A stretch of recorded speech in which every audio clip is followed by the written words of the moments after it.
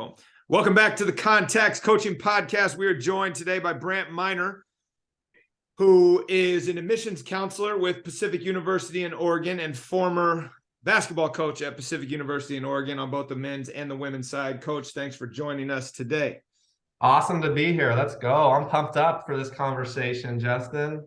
All right, well, let's dive in. Can you take us through your background as a coach? How did you end up coaching and getting into this deal? What was the process for you landing your first job and the subsequent ones until now you find yourself in a seat as an admissions counselor and not coaching formally at the college level anymore, but still dabbling in the club circuit? Right. Absolutely. Well, first off, thanks for having me. I'm pumped. Like I said, this is fun for me. I feel like I'm still a young coach, but I guess we're all trying to get better. So my journey started in Southern Oregon. I grew up in Grants Pass, smallish town, about 30,000 people growing up, but sports was big. Which is the cutover to the coast for those of you that aren't aware of Southern Oregon. It is beautiful. I love that drive out there to the 101. But we had I had an older brother, 5 years older than I am. So I grew up in the gym when he was at practices. He was an all-league player at Grants Pass High School. So I've always kind of been around the game. High school, a very successful high school career. Kind of stepped into the starting role as a sophomore, was first team all-conference. We had a championship, won a lot of games at Grants Pass, went to the semis at the state tournament my junior year. Senior year, wasn't sure what I was going to do. I was getting recruited by some smaller schools. Had a good state tournament, decided I didn't want my future based on a couple more years of hoops. So I decided to go to the University of Portland. The coaches saw me play at that state tournament my senior year, invited me to walk on. So I knew I loved the University of Portland. That's where I wanted to go to school, and then to have the opportunity to play at the next level. I'm not your stereotypical Division I athlete. I'm 6'2", just not your stereotypical player. So I always kind of joke that I worked really hard to be the least talented player on the team, but I traveled with the team. The West Coast Conference has great road trips. We're playing 3 SoCal schools in Loyola Marymount, Pepperdine, and San Diego. 3 Bay Area, St. Mary's, Santa Clara, and San Francisco, or Gonzaga. So great road trips. Loved that experience of getting to be at that level. I played in 21 games and have an NCAA Division I national record that will never be broken. What guesses do you have, Justin? What would you think? I have no idea. Enlighten I didn't us. play a lot, so there's some shooting percentage. I could have the highest shooting percentage, but I have the fewest turnovers in a college career. All right, there you go. Didn't turn it over once when I was in college. And don't look at my field goal percentage if you guys are out there watching this Googling. You can look at my assist to turnover ratio. You can look at some things like that, but you'll see infinite because you can't divide by 0, right? So you can't have less than 0. So somebody may play more games, but they can't have less than 0 turnovers. So I played 2 years of Division I basketball, and then decided I was still going to graduate from the University of Portland. Did my last 2. I was an RA in the dorms. Studied in Australia my senior year for a semester. Had a great experience. Came back spring semester, and I helped our women's team at the University of Portland at that spring of my senior year.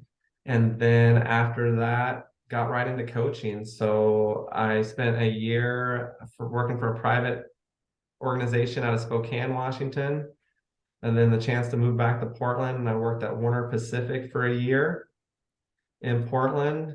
And then the opportunity to move back down to Southern Oregon and coach at Southern Oregon University came up. So I moved back down to Southern Oregon where I grew up and worked at SOU for 5 years. We went from being really bad when I got there to being really good when I left, which is obviously what you hope for. So we had a lot of really good, we we got better players, coach. Mm-hmm. So, I mean, not saying I was a better coach 5 years later, but we went from ninth to seventh to fifth to third to my last year. We started 13-1 and we're ranked number 2 in the nation at the NAIA level. Won a lot of games, a lot of kids setting school records and that I helped recruit. And it's just very rewarding. And that's what I love about the game of basketball is the relationships.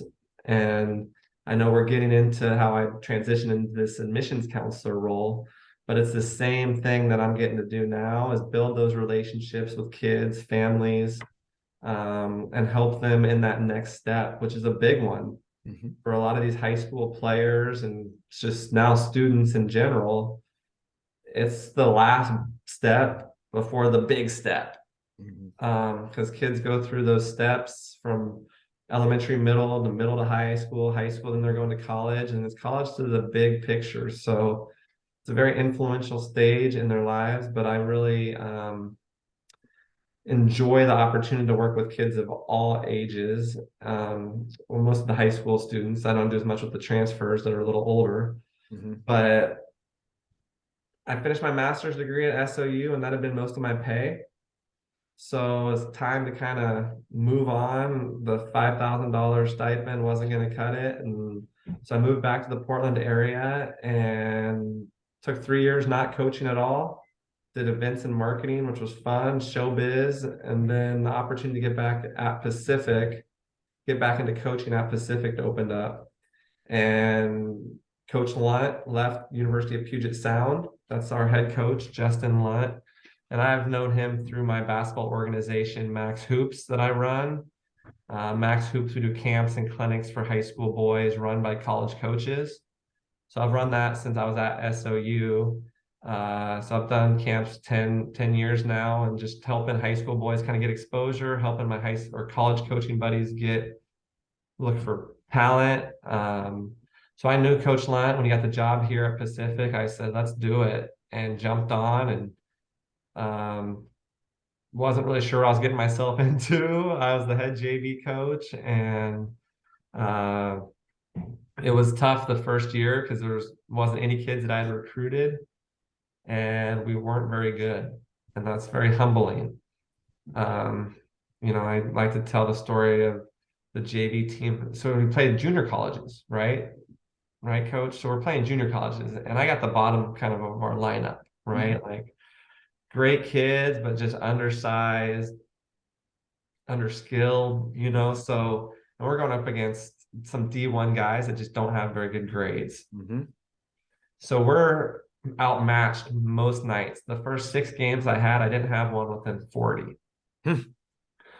Very humbling when you're like, we can play really good tonight and we just don't have the guys to match up. The 7th game, we were supposed to play Concordia. Their coach called and said they double booked the gym. That's how I got my first coaching victory as a JV head coach at Pacific. Called my wife. I said, we're going out to dinner tonight. We got to win. Who'd you play? Don't worry about it. What was the score? Let's not talk about it. Let's go have some steak. We won. So that was the start of it. And now we have a lot healthier program. We've brought in some great players, great kids. The team GPA was a 3.35 last year.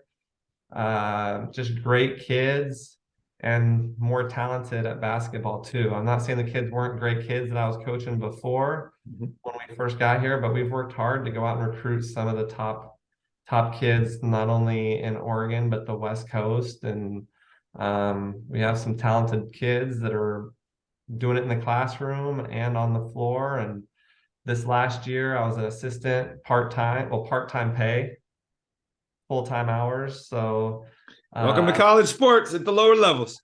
Yeah, I mean, they say the average coach makes 40 grand a year, but that's factoring in Calipari, Bruce Pearl. That's factoring in these guys making 6-7 million a year. Yeah, no. So it's definitely not that. But so I was looking at maybe having to step out of coaching just to get a real job. So I was looking at Nike and Adidas and Under Armour and some of the other companies here in Portland. And then this chance to move into admissions at the university opened up, and I jumped at it, and I've loved it. like we were talking about earlier, Justin, is getting to recruit all students and trying to find the right fit. We're definitely not a fit for every student, every athlete. It's very competitive. Academically, it's very rigorous. So it's definitely for the right kid, though. I think it's a great option. And I think it's all about giving kids options. And the better a kid does academically, the more options they're going to have.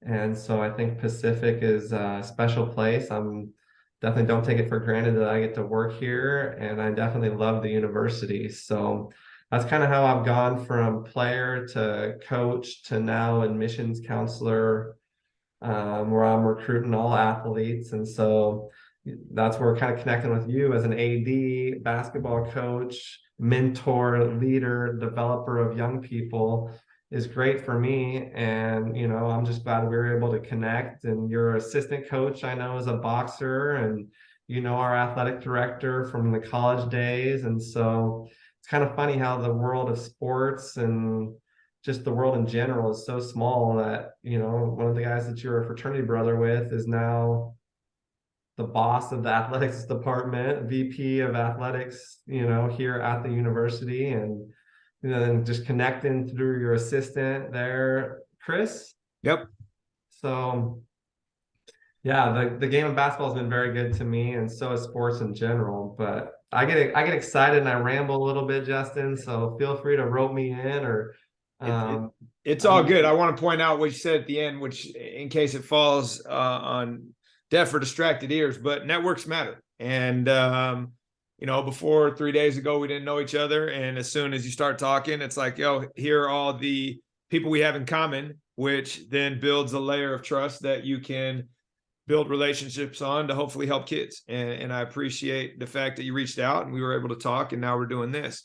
I want to take your story, and I'm going to ask some really pointed questions here because I think you can add a certain perspective for both coaches and any athletes that listen to this. And I'm going to ask them all at once, and then we'll go through them kind of one at a time, but I don't want to forget what I want to ask you. So the things that I want to know about, one, what's it like being a 30-30-30 player on a team in general, right? Up 30, down 30, last 30 seconds. And being on the roster, what's the value of that, even when you're not getting the shine that maybe you hope that you do? That would be number one. Number two, as a coach, what are ways that you can make sure that all the members of your team are seen and are included and are valued as a guy that went through that after having somewhat of an illustrious high school career? And then the other thing I want to get to, which we talked about offline, which we'll come back to, is what are the challenges of coaching both the men and the women's team at one time? And obviously those are going to be pretty clear, but what was the takeaway that you were allowed to transpose across that made you a better coach? So those are the three things that we can tackle in whatever order you like. Awesome. Well, I'll just start with the first one about being the guy that was really good at waving the towel and led the team in high fives, coming from being all state in high school at the top level in Oregon. And, it's definitely an eye opener, coming from being the best player to where, like I said, we joke about it that I had to work really hard to be the worst player on the team, but it's not every story ends up like Rudy, right? Like, so just to have a seat at the table, I had to be the hardest working guy. I talk about a production versus problem scale. You have to produce more than the problems you create, right? And so as a walk-on, I wasn't producing a lot on Thursday and Saturday nights. Therefore, I had to be no risk. I had to be no problem. I had to help the team GPA. If you look at the walk-ons, they're not dragging down the GPA. You're not losing the sprints and making the team run again. As the walk-on, you have to do pretty much everything right because you're kind of disposable. So my big thing and the takeaway that I would leave is, and it's the same thing in coaching, know your role. Know your role. So I'll do it 3 parts, Justin. Know your role, accept your role, which is usually the hardest, and then excel at your role. And then your role will grow if you star in that role. If you mope, if you complain, if you just don't play hard or pout, it's not going to help you. And so knowing it, accepting it, and then just being as good as you can in that role. And that's what I've always been taught growing up playing basketball is just if your role, you know, sometimes my role was to score it in high school, sometimes it was distribute it. And if depending on what the team needed, because I can't who it was, but you play to win the game, right? Like that's why you're playing. It's not you play to score the most points, right? You play to win the game and whatever it takes. And I knew my first game I got in, I'll never forget because I was playing the University of Oregon, got the ball in the post. The guy's 7-footer named Matt Short. So you can Google it, look it up. University of Oregon, Matt Short, see his height, 7-footer. I pump faked. And usually in high school, I was able to jump quick enough to get up and finish it at the rim. And he just waited and waited and waited and just beat it. Like one of those where he could have probably just caught it, but instead he wanted the emphatic, like, don't bring that weak stuff in here. And that was just kind of like, okay, like, you know, this is a different level. And so, as I always tell kids, if you're the walk-on, it sounds glorious because you're playing a bigger school, maybe. But, you know, I carried a lot of bags. You know, I wore the triple extra large shorts because the 6'8", 6'9", 6'10" kids wanted the double extra larges. So I felt like I was wearing my big brother's uniform, but I was just glad to have a uniform, you know, to be honest. Right. I definitely didn't take it for granted. I but I made the most of it, you know. I to have that opportunity to be there when we beat Gonzaga at Gonzaga.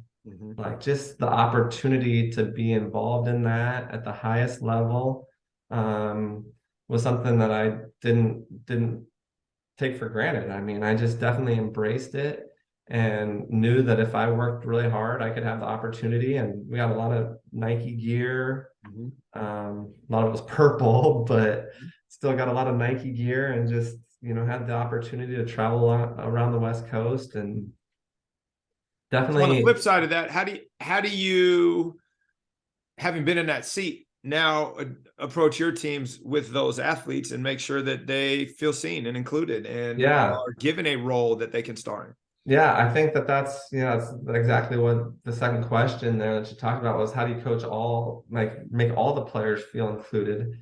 And I think it is that celebrating guys that star in their role, you know, so as the coach, emphasizing and rewarding and praising players that do star in their role. So not just always, you know, as a coach, sometimes we have the tendency to look at the box score, see who's scored the most points. But if you can say, hey, your job is to go out there and get 4 O boards and 6 points on the offensive rebounds without us having to run a play for you. And if they do that, then they like should be rewarded and they should be praised and they should be honored for what they're doing to help the team.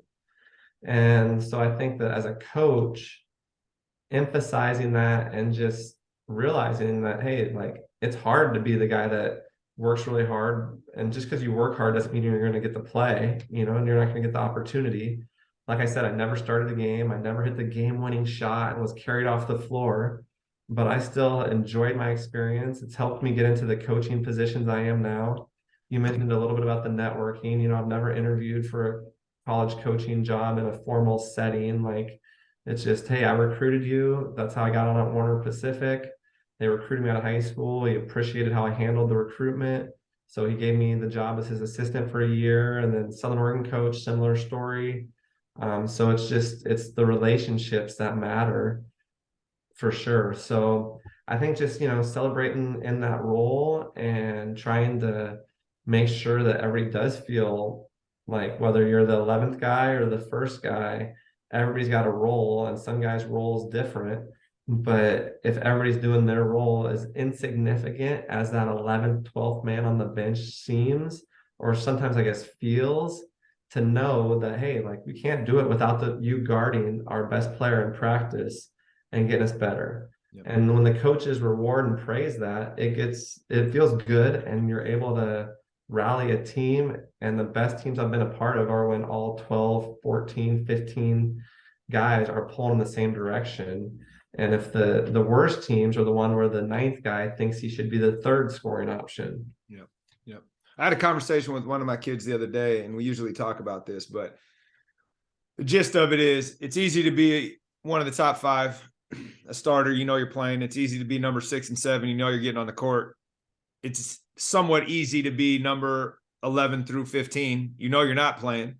It's hard to be number 8, 9, 10, because you may play one game, you may not play the next one. And so how do you have transparent conversations about the baggage that comes with each of those roles with your team members, so that everybody is at a minimum transparent and aware of what's going on, versus leaving kids in limbo about where they stand. And I think that allows them to star in the role that has been carved out, and gives them an opportunity to grow. I absolutely agree with that, Coach. I think the main thing there is, being you as the coach, being able to tell them, hey, like, here's why you didn't get in last game, or, like, it's nothing you did wrong. I just felt like this was the right decision at the time. Or maybe it was something you did wrong, like, but if I think you said it, transparent. If you're explaining to them why, they're making those decisions, it can definitely help clear those things up. And that's where the confusion happens, because they're confused. They go home and ask mom and dad. And that's probably the worst thing that they can do, is ask mom and dad, because, they don't see everything that's happening at practice. They don't know why it is, but they're going to speculate and try to make judgments on why this kid's not playing as much. But yeah, I think that's being transparent, and he's trying to spell out those roles is important for a kid. Let me come back before we go to that third question I asked you. I want to go to this idea because you mentioned it. So you're at an NCAA Division III program. You've been at an NAIA program. You've played at a Division I program. What light can you shed on the universe and the youth sports industrial complex and pump fakes that I believe are given out to people about the reality of the space in regards to playing at the next level? I always tell people, if you do play at any level, JC through Division I, you're part of 3% of the world in basketball that does that. Yet people get hung up on labels. Can you shed a little light on the reality of the situation versus the perception? Absolutely. I love talking about this, Justin, because there is a lot of misconception where they think the best players are all playing Division I, and the next best players are all playing Division II, and the next best players are playing Division III. And then there's good players at every level. There's guys that play, I mean, in Division III, it's still, like you said, the 3% of those high school players. NAIA,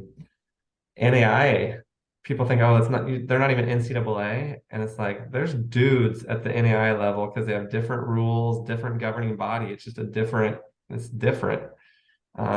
So there's players and there's teams. Every year you see a D1 getting knocked off by an NAIA, a D3, and there's guys that can play at all the levels. Sometimes a kid might not even have eligibility at the NCAA level, but can play NAIA. And so players can play at all levels. And there's kids that have options. Like for me, I wanted to go to the University of Portland, but doesn't mean I would have started at the D2 or D3 level. I mean, I think I probably would have played more, but there's guys that transfer all the time from D1s to smaller schools and don't end up being the guy. But I know I've recruited kids that are looking at walking on D1, and I usually, do you want to be a guy? Like, I was a guy on the team, or do you want to be the guy? Like, you come to a smaller school sometimes, like Luke Winkler, our point guard here at Pacific. He could have gone to other schools and maybe been a guy, but he's come here and he's been the guy. Like, he's that guy. He's him. I mean, he's 1 rebound shy of a triple-double against Multnomah. Had 14 assists, 1 turnover a game last year, set a record, in our record books already. And he's just wanted, academically, we were a great fit. location. He's from Portland, 45 minutes away. He's that kid. He had a 4.0 first year here at Pacific. He just understands. He gets that it's about him, right? He's not going to class to keep me happy or Coach Lant happy. He's going because he wants that teacher to write him a good letter of recommendation. He's going to class because he wants to learn, because he wants to have a better life when he's done playing basketball. That's why he's going to class, not to keep coaches happy. He's had a great family that's brought him here, and Luke would have been successful no matter where he went. But I feel like he's got a great chance to be his best self by coming to Pacific. And I think he realized that. And now I think he's enjoying his experience. I mean, he always tells me he is. And he's starring here at Pacific as a point guard in his second year. But yeah, I feel like I get excited about that, especially when I start talking about the team this year. Because Pacific, if you guys don't know, watch a game, goboxers.com. All the games are streamed. We're playing Friday and Saturday night in SoCal. We'll be down. We'll play Whittier and Claremont Mud Scripts, CMS. Gonna have 2 games down there. Hopefully a little sunshine. Yeah. But if you guys are watching this, watch this Luke Winkler kid play and tell me he's not special, because he's shifty and quick and he's a baller. Yep. But it's fun. All right, let me bring it back to basketball for a second. Actually, forget that. Let me bring it back to coaching, because a lot of these things are transferable across sport discipline. But what do you think is the best thing that you do in your program that, should you leave and go coach elsewhere, or with your club team, that you do simply as a matter of the transformational impact that it has always served you and kids in general, so you will always do this? And I always ask this question just kind of as a tangible something that people can borrow, right, and implement, and it can be tangible or not. But what do you think that is, watching all the programs you've been involved with, and even now as you've stepped away from coaching, that there's still a residual from when you were there? Yeah, that's a great question. I'm gonna go back and review all your episodes and pick some stuff up. But I think if players know that you care about them and they trust you, you're able to push them harder. So I think getting to know the players is huge. We do the basketball program 15 meetings. So every 15 days, the coach Lant checks in with every player for 15 minutes. And they go over 15 goals, 5 basketball goals, 5 academic goals, 5 continuous improvement goals. So it's twice a month, the entire time a player's in the program. During the summer, it's Zoom or FaceTime. During the school year, it's face-to-face. But I think that's really helped him and the coaches get those relationships with the players, because they're talking about their academic goals, their professional development goals. So they're getting to know the students, and I think that really helps them be able to coach. You can coach them harder because they know that you're investing the time. Once a week in the fall, workshops. So continuous improvement workshops. That's everything from a nutritionist coming in and talking to the team, alumni. First meeting of the year, players have to get their resume and their LinkedIn profiles put together. So just because it is about that next step of getting them jobs and careers after college. So getting their LinkedIn profile and getting their resumes updated every year. Those workshops, we have a etiquette dinner, teach the kids where to put their napkin and how to cut their steak and which fork to use with which course of the meal. And then just getting the guys to bond, through, like, we did a crock pot challenge, which was kind of fun. So every player was divided up into a team, and you guys had to prepare a crock pot meal. And then we had practice, and then we had judges come in. Motivational speaker came in and talked. He was one of the judges that judged the crock pot meals. And we talk about that. That's one of my quotes or analogies. I like thinking of our process as a crock pot, not a microwave. Yeah. Yeah. I'm sure that's one that you've heard people talk about, but process, right? We're process oriented, not results driven. Absolutely. If you guys are watching this, write that down. Process oriented, not results driven, because it's about, and it's slow cooked, right? Like, but it always is better when the roast beef is thoroughly cooked and the vegetables are nice and they're not, in the microwave, it's instantaneous, but it's always cold in the middle still Yep. and hot as hell on the outside of the hot pocket, right? So it's never as good as when it's slow cooked, but that's the process. You can't wait to the last minute. You got to put in the work. Yep. So I think and that's a team bonding, building activity. And then we went bowling, Yep. playing heads up. Yep. It was a fun game. Just Let me ask fun this activities. Go for it, coach. because of your new role. What have you learned watching other teams that aren't basketball in your new Yeah. role that has made you think that's something I can do with the basketball players and it will have the same effect, be it tactical, be it soft skills, things like that? Yeah.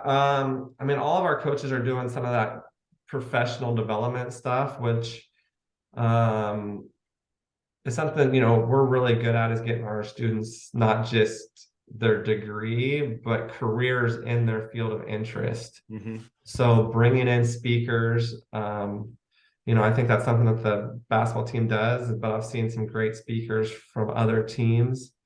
Uh, One I picked up from the soccer team was they did like a scavenger hunt on a road trip, which was pretty cool. Like a photo scavenger hunt where they had to take pictures. It was just kind of, I'm always trying to think of ways, because if your team likes each other, they're more likely not to slander success, or I don't know, I've never said that phrase together, but like never, like if somebody's, oh, they're playing good, that means I'm probably not going to get to play. Mm-hmm. And because if you like each other, you're happy and excited when somebody goes off for 15 and they're used to scoring 4. Yeah. Right? No, I Like like that's to team building. frame that as how can you see the success and celebrate the success of somebody else without seeing it as a loss for yourself, right? And how do Right. you bring that into play and coach young people and hell adults as well on that concept, right? It just because somebody's having success doesn't mean you're losing, right? It's not a zero-sum game. Which brings me to my other question that I'm circling all the way back to now, which is coaching 2 teams at once, different genders. What were you able to take away and transpose across that line that you found successful? What'd you learn doing that? I learned a lot, about time management and relationship building. I learned things that I will do the same as a head coach. If I ever am a head coach, I learned things I'll do differently too. So I think you can learn a lot from coaches that have different styles. And Coach Lunt and Coach Wilson, or Coach Parker now, she recently got married, were different coaches. So it was interesting to see how they both handled their teams. It was both of their first years at Pacific. So that made it even more challenging because they were still learning the system at a new school. Coach Lunt had been a head coach for 12 years prior. Coach Wilson was in her first year as head coach. So they were at different points in how long they'd been head coaches, but I learned that there's similarities when you're recruiting boyfriends of girls, girlfriends of boyfriends, both hard to recruit against. If a kid says, well, I'm looking at this school or that school, I think I got a chance. But when they say, well, my boy, if it's a girl and she says, well, my boyfriend really wants me to stay close to home and go to the local junior college because, he's still in high, it's like harder, so there's a lot of similarities to recruiting, but there's also, I would say, coaching the ladies, there was less. The men, there's kind of like who are you? What do you know? I mean, I'm until recently when I ruptured my Achilles, I was still dunking at 38. So there's still just I kind of felt like I was going to prove myself, where the girls were more like, oh, you're our coach. Okay. You know what you're doing. We'll listen to you. But as far as like the leadership, I learned a lot about having standards more than rules. Both coaches that I learned from, because one person missing a practice shouldn't hold the same penalty as somebody else who hasn't earned or hasn't been around but if you have a rule where if you miss practice, you don't start the next game, then if the star player who's been on time for 3.5 years has a car issue and misses practice, kind of a rule, so you kind of, if you have a rule, it's kind of a rule. But so I think just having like standards that you try to hold people to. And I learned a lot about gratitude, about just, when you have somebody that is working for you, um, just being appreciative of that. And I think the coaches knew that it was hard because there was times I would have to choose, because they're doing stuff at the same time, or one team's on the road and one team's home. So it was tough to try to balance that out. But I think just having a strong relationship with the coaches, it comes back to that relationship piece.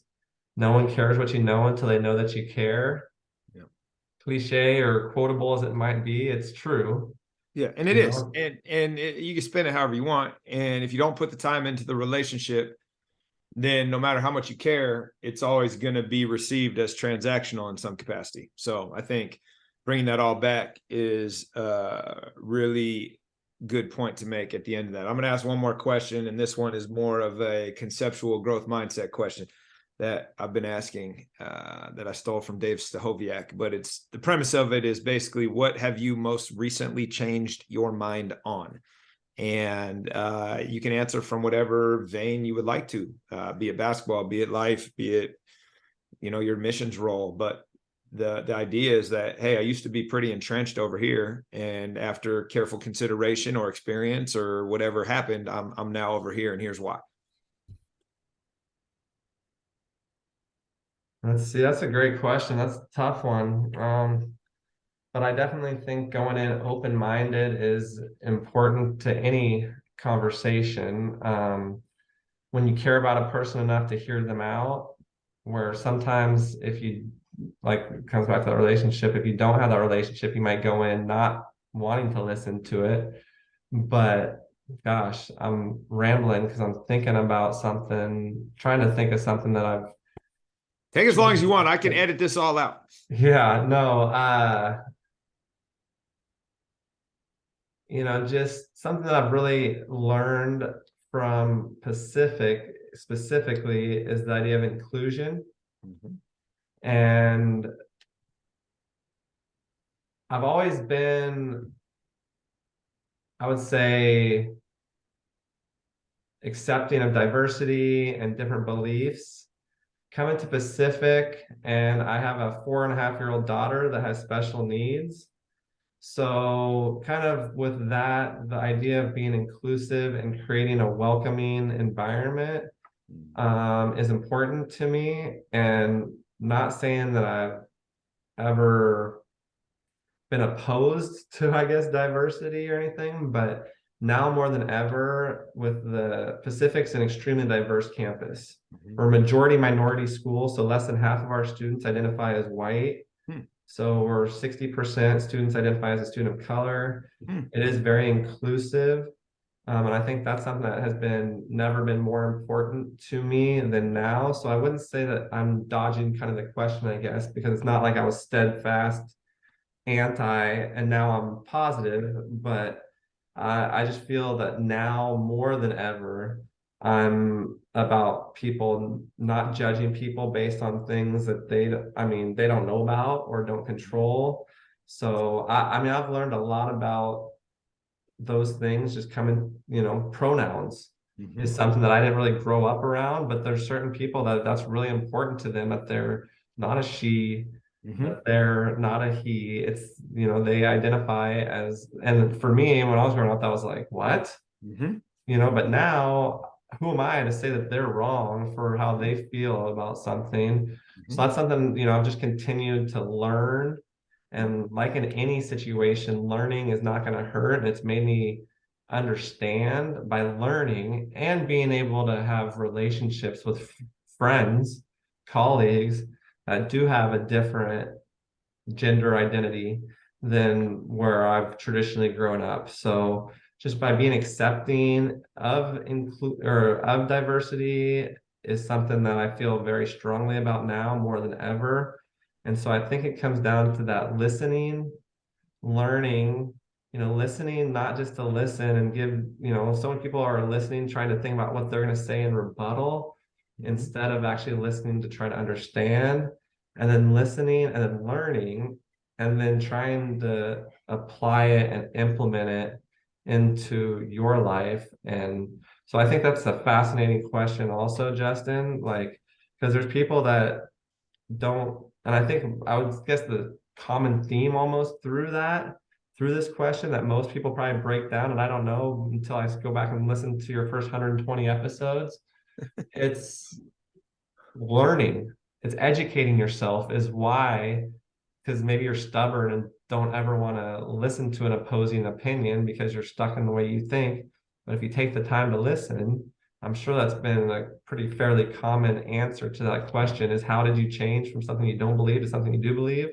Listening and learning and educating myself on the topic and taking the time to do that, I would say is probably what a lot of the answers would be. But to me, I would say the theme is everybody's answer is different and there's no right or wrong. And I think you answered it great. I think that you gave a lot of examples as to why you have shifted your mindset, whether it's, I was entrenched over here or not. It's just the premise of growth mindset. And we as coaches give a lot of feedback. How often are we receiving that ourselves? How often are we trying to be uncomfortable to grow and challenging our belief system? And I actually heard this question while I was riding my bike one time, and I legitimately stopped, called, or made a note in my phone, got home, walked into the house and pointed at my wife and daughter. And I was like, what's the most recent thing you changed your mind on? They're like, what the hell are you talking about? I'm like, hey, it's just something to think about. And I think it's something I try to end with. And to your point, how do you listen? How do you learn? We did an exercise with the team yesterday where we spent an hour and a half and there were 17 of us. And, of that time, you may have spoken for a total of 5 minutes and listened for 125. And, it was controlled in a way to force that and to help people listen and hear and not wait for your turn to speak, but actually try to process. So I think that's a great answer. Thanks for sharing that. Yeah, And, thanks. appreciate you taking the time to come on the pod today, Coach. Absolutely. It's great to meet you in person or face to face. And I'm excited. Like I said, I'm going to go check out your podcast and listen back to some of them and try to see what I can glean and take from some of your previous guests.